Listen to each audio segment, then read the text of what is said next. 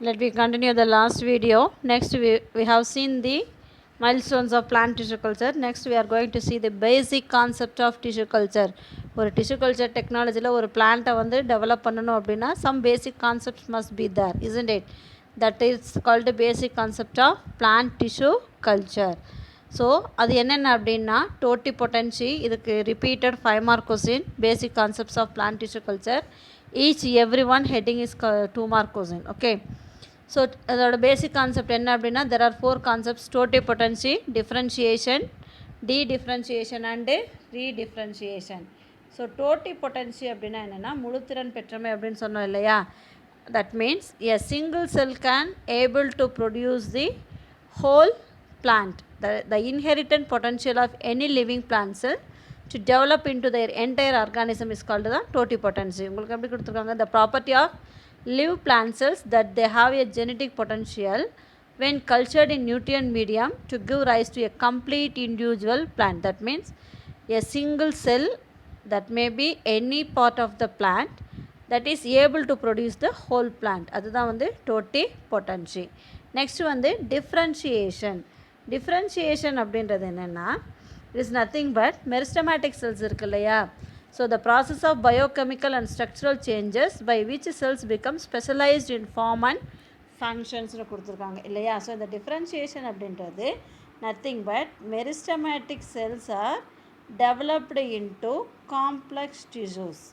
That is complex tissue are simple tissues. அதாவது meristematic tissue அப்படின்றது என்ன, டிப்பில் இருக்கக்கூடியது, பிரான்ச் டிப்லையோ ஸ்டெம் டிப்லையோ இருக்கக்கூடிய செல்ஸ் வந்து அதோட கேரக்டரிஸ்டிக்ஸ் என்ன, what is the characteristics of meristematic cells?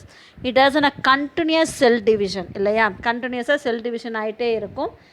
Some of the meristematic cells stops its cell division and changes into the permanent tissues. அதுதான் வந்து சிம்பிள் பெர்மனன்ட் டிஷ்யூ.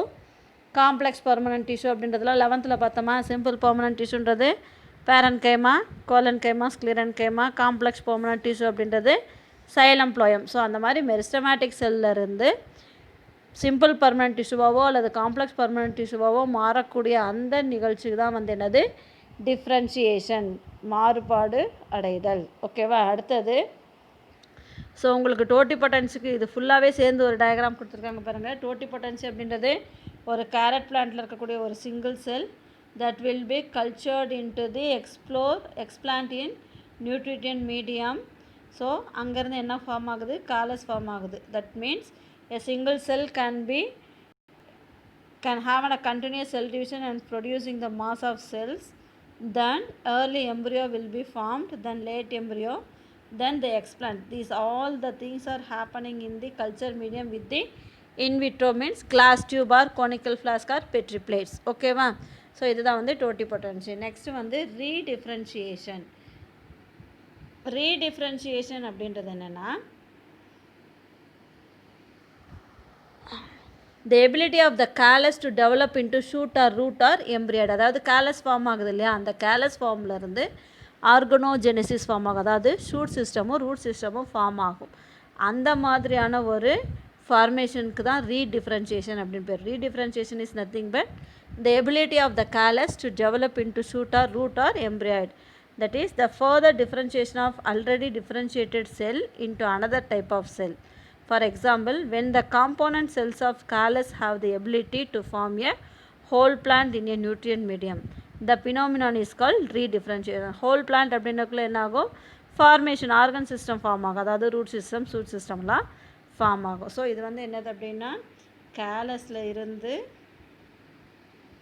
கேலஸில் இருந்து ரூட்டும் root formation and shoot formation form ஆகக்கூடிய process தான் redifferentiation, மறு வேறுபாடு அடைதல் அப்படின்னு. டீடிஃப்ரென்ஷியேஷன் அப்படின்றது என்னென்னா ரிவிஷன், அதாவது மெச்சூர்டு டிஷ்யூ வந்து திரும்பவும் மெரிஸ்டமேட்டிக் ஸ்டேட்டுக்கு வரும். ஓகேவா.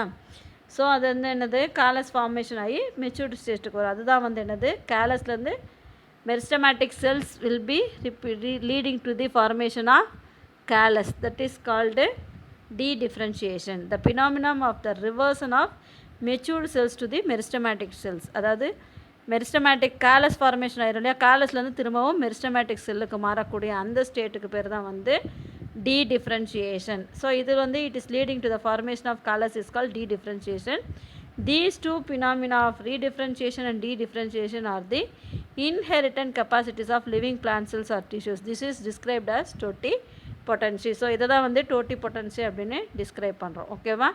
ஸோ மெயின் வந்து totipotency அண்ட் டிஃப்ரென்ஷியேஷன், அதுக்கு நடுவில் நடக்கக்கூடிய ப்ராசஸ் தான் இந்த ரீடிஃப்ரென்ஷியேஷனும் டீடிஃப்ரென்ஷியேஷனும். These are the 4 basic concept of tissue culture. What are they? Totipotency, differentiation, dedifferentiation and redifferentiation. Totipotency அப்படின்னா single cell is able to produce the whole plant. Differentiation அப்படின்றது meristematic cells will be changed into the simple or complex tissues. Redifferentiation அப்படின்றது காலஸ்ல இருந்து organ form ஆகும், அதாவது shoot and root form ஆகும். டீடிஃப்ரென்ஷியேஷன் அப்படின்றது என்னென்னா காலஸ் வந்து திரும்பவும் ரிவர்ஸ் ஸ்டேட்டில் வந்து மெரிஸ்டமேட்டிக் செல்ஸாக மாறக்கூடியது. ஓகேவா?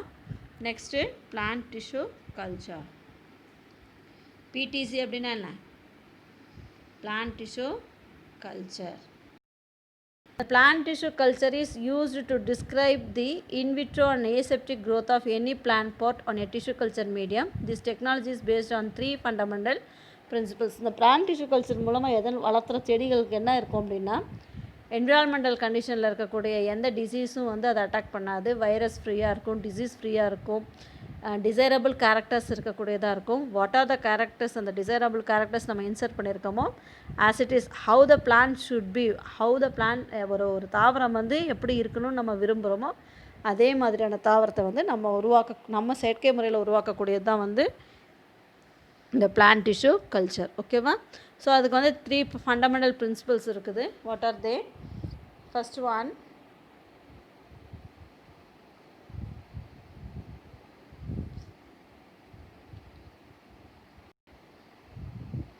the plant pot or explant must be selected and isolated from the rest of plant body. So அந்த எக்ஸ்பிளான்ட் அப்படின்றோம் இல்லையா, இந்த எக்ஸ்பிளான்ட் அப்படின்றது எந்த தாவரத்தை நம்ம உருவாக்குறோமோ அந்த தாவரத்துலேருந்து எடுக்கக்கூடிய சிங்கிள் பார்ட், அதுதான் வந்து எக்ஸ்பிளான்ட் அப்படின்னு சொல்லுவோம். அது வந்து it must be selected and isolated from the rest of the plant body. Plant பாடியிலேருந்து அதை எடுத்து first we should be isolate, அதை தனியாக வைக்கணும். தென் the explant must be maintained in controlled physically and chemically defined conditions that should not be exposed in the environmental conditions. Why? Because if we are exposing into the environmental condition, some microbes may be attacked. Okay va? So adanal வந்து they may not be exposed in the environmental conditions. That should be physically and chemically Newtonian medium, அதாவது laboratory conditions வச்சுருக்கணும். ஓகேவா? Then explant அப்படின்றது என்ன? The tissue taken from a selected plant transferred to a culture medium, often to establish a new plant. இதுதான் வந்து என்னது? Fundamental principal. ஓகேவா? Next அந்த லெபார்ட்டரியில் வந்து என்னென்ன ஃபெசிலிட்டிஸ் இருக்கணும் அப்படின்னு பார்த்தோம்னா, washing facility of glassware and ovens for drying glassware. So நம்ம வந்து கொடைக்கானலில் அந்த பொட்டானிக்கல் கார்டனில் பார்த்தோம் அப்படின்னா அந்த என்ட்ரன்ஸ்லேயே வந்து இந்த டிஷ்யூ கல்ச்சர் லேப் இருக்கும். If you have a chance to visit the, just you go and visit. Okay, so washing facility for glassware and ovens for drying glassware. அந்த லெபார்ட்டரியில் என்னென்ன கண்டிஷன்ஸ் இருக்கணும்? For the laboratory must have the following facility. என்ன இருக்கணும்? Washing facility இருக்கணும். அதாவது எந்த ஒரு பொருளுமே ஸ்டெர்லைசேஷன் பண்ணுவாங்க. அங்கே வாஷிங் அப்படின்றது வந்து ஸ்டெர்லைசேஷன். ஓகே, ஸோ அங்கே ஸ்டெர்லைசேஷன் அப்படின்றது கெமிக்கல் ஸ்டெர்லைசேஷன் பண்ணுவாங்க. அதே மாதிரி இந்த என்னது எக்ஸ்பிளான்ட்டையும் வந்து ஸ்டெர்லைஸ்டு பண்ணுவாங்க. ஓகேவா? ஸோ அது சம் கெமிக்கல்ஸ் யூஸ் பண்ணி அதை வந்து 121 டிகிரி சென்டிகிரேட் ஆட்டோக்ளேவில் வந்து டெம்பரேச்சரில் 15 மினிட்ஸ் வைப்பாங்க. ஓகேவா? தென் சர்ஃபேஸ் ஸ்டெர்லைசேஷன் பண்ணுவாங்க. அந்த மாதிரி ஸ்டெர்லைசேஷன் பண்ணுறதுக்கான எல்லா ஃபெசிலிட்டியும் அங்கே இருக்கணும். Then medium preparation room with autoclave, electronic balance and pH meter. So ஒரு அதாவது கல்ச்சர் மீடியம், டிஷ்யூ கல்ச்சர் டெக்னாலஜியில் வந்து ஒரு கல்ச்சர் மீடியம் இருக்கணும் அப்படின்னா அந்த கல்ச்சர் மீடியம் ப்ரிப்பரேஷன் ரூம் தனியாக இருக்கணும். அதுக்கு தேவையான ஆட்டோக்ளேவ் இருக்கணும். ஏன்னா அந்த எக்ஸ்பிளான்ட்டை எல்லாத்தையுமே அந்த கல்ச்சர் வெசல்ஸ் எல்லாத்தையுமே வந்து ஸ்டெர்லைஸ் பண்ணுவாங்க. ஸ்டெர்லைசேஷன் அப்படின்னா என்ன? Get rid of microbes from the plant இல்லையா? அதுதான் வந்து get rid of the microbes from the materials whatever it maybe. அதில் இருக்கக்கூடிய மைக்ரோப்ஸை வந்து வெளியே எடுக்கிறது தான் ஸ்டெர்லைசேஷன். அதுக்கு தேவையான ஆட்டோக்ளேவ் இருக்கணும். தென் பிஹெச் மீட்டர் இருக்கணும். பிஹெச் மீட்டர் அப்படின்றது இந்த கல்ச்சர் மீடியம் வந்து எந்த பிஹெச் லெவலில் இருக்கணும் அப்படின்னா 5.8 அசிட்டிக் ரேஞ்சில் இருந்தால் மட்டும்தான் culture medium will be suitable for the cultivation of plants in the laboratory condition. So அதையெல்லாம் வந்து செக் பண்ணுறதுக்கு pH meter இருக்கணும். Then transfer area sterilized room with laminar airflow bench and a positive pressure ventilation unit called high efficiency particulate air filter to maintain aseptic condition. So air flow chamber அப்படின்றது என்னென்னா நுண்ணீர் நீக்க காற்றோட்ட அறை அப்படின்னு சொல்லுவாங்க. அதில் அந்த மாதிரி ஏர் ஃப்ளோ சேம்பர் ரூம் இருக்கணும். தென் அதோட ஃபில்டர் ஏசெப்டிக் கண்டிஷன் அப்படின்னா எல்லாமே வந்து என்ன கண்டிஷன்ஸில் இருக்கணும், அதாவது get rid of the microbes, அதாவது சுத்தமான கண்டிஷன்ஸில் இருக்கணும். எந்த மைக்ரோப்ஸோ இல்லை வேறு ஏதாவது என்விரான்மெண்டல் டிஸ்டர்பன்ஸோ இல்லாமல் இருக்கக்கூடிய கண்டிஷன்ஸில் இருக்கணும். Then culture facility, growing the explant inoculated into culture tubes at. So culture facility அப்படின்னா இனாக்குலேஷன் மோஸ்ட் ப்ராபப்ளி கல்ச்சர் வெசல்ஸாக என்னென்ன யூஸ் பண்ணுவோம் அப்படின்னு சொன்னோம். Petri plates, culture tube and Erlenmeyer flask, அதாவது கோனிக்கல் ஃப்ளாஸ்க். ஸோ இதில் வந்து கல்ச்சர் டியூப் கூட ஒரு அளவு இருக்குது, 25 × 150 மில்லிமீட்டர் அந்த அளவில் இருக்கக்கூடிய கல்ச்சர் டியூப் தான் யூஸ் பண்ணுவாங்க. ஓகேவா? ஸோ அந்த மாதிரி இருக்கும்பொழுது அந்த எக்ஸ்பிளான்ட் வந்து இனாக்குலேட் பண்ணுறது, இனாக்குலேஷன் அப்படின்றது என்னென்னா transfer of explant on to a culture medium is called inoculation. அதாவது எக்ஸ்பிளான்ட் அப்படின்னா அந்த ஸ்டெம்மோ இல்லை லீஃபோ ரூட்டோ இருக்கும் இல்லையா, அந்த பார்ட்டை வந்து கல்ச்சர் மீடியத்துக்கு வந்து ட்ரான்ஸ்ஃபர் பண்ணக்கூடியது தான் வந்து என்னது இனாக்குலேஷன்ஸ். இந்த இனாக்குலேஷன் வந்து என்ன மாதிரி கண்டிஷனில் நடக்கும் அப்படின்னா under aseptic conditions for which an apparatus called laminar airflow chamber. இந்த லேமினார் ஏர்ஃப்ளோ சேம்பர் அப்படின்ற அந்த சேம்பரில் என்னது ஏசெப்டிக் கண்டிஷன்ஸில் நடக்கும். அதை வந்து என்ன பண்ணுவாங்க, கையிலலாம் எடுத்து அந்த அந்த எக்ஸ்பிளான்ட்டை வந்து இப்படி கோனிக்கல் ஃப்ளாஸ்க்லேயும் டெஸ்ட் டியூப்லேயும் போட மாட்டாங்க. They may be used flamed and cooled forceps.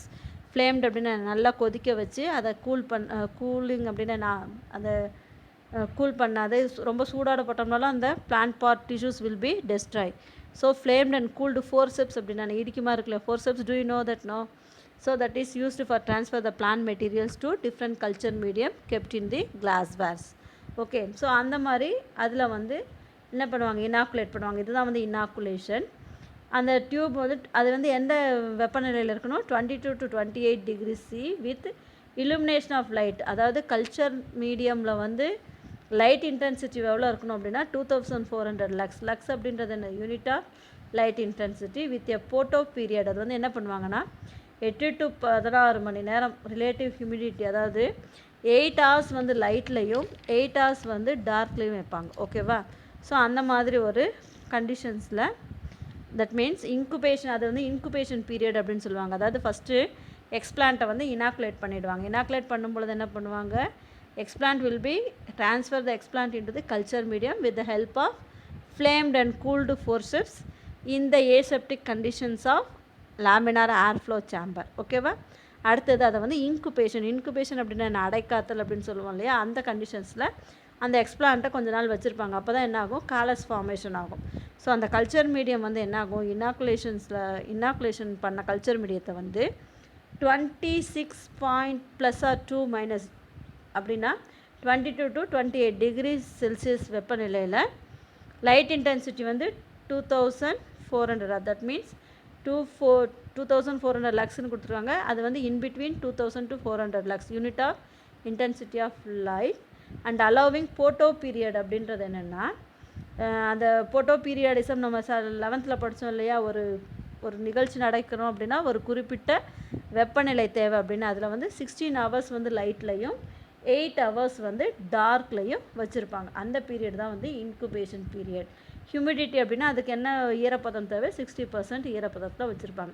So இந்த மாதிரியெல்லாம் கண்டிஷன்ஸ் இருந்தால் மட்டும்தான் என்ன பண்ண முடியும், லெபார்ட்டரியில் பிளான்ட் டிஷ்யூ கல்ச்சர்ஸ் ஒரு புதுசாக ஒரு பிளான்ட்டை உருவாக்கணும் அப்படின்னா அந்த லெபார்ட்டரியில் இந்த மாதிரி கண்டிஷன்ஸ் இருக்கக்கூடியதாக இருக்கணும். ஓகேவா? இதுதான் வந்து laboratory facilities for plant tissue culture.